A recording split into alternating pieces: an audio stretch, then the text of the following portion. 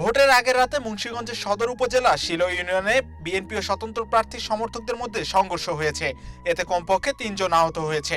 এ ঘটনায় আহত হয়েছে ইকবাল হোসেন, জয় ব্যাপারী ও জুয়েল শেখ। আহত জয় ব্যাপারী এ বিষয়ে জানান, বিএনপি সমর্থকরা একটি মিছিল নিয়ে পূর্বরাখী সরকারি প্রাথমিক বিদ্যালয় কেন্দ্রের সামনে আসলে আমরা তাদের মিছিল করতে নিষেধ করি, কারণ নির্বাচনের প্রচারণা সময় শেষ হয়েছে। এতে তারা ক্ষিপ্ত হয়ে লোহার রড, লাঠি দিয়ে আমাদের উপর হামলা করে।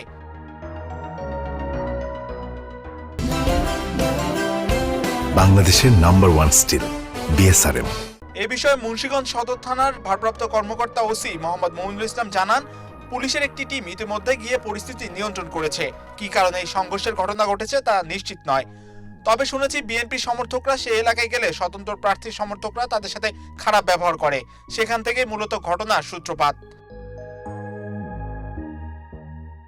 মুন্সিগঞ্জ ৩ সদর ও গজারিয়া সংসদীয় আসনে বিএনপি মনোনীত প্রার্থী হিসেবে কেন্দ্রীয় সমাজ কল্যাণ বিষয়ক সম্পাদক মোহাম্মদ কামরুজ্জামান রতন প্রতিদ্বন্দ্বিতা করছেন। আর জেলা বিএনপির সাবেক সদস্য সচিব মোহাম্মদ মহিউদ্দিন ফুটবল মার্কার স্বতন্ত্র প্রার্থী হিসেবে নির্বাচনে প্রতিদ্বন্দ্বিতা করছেন।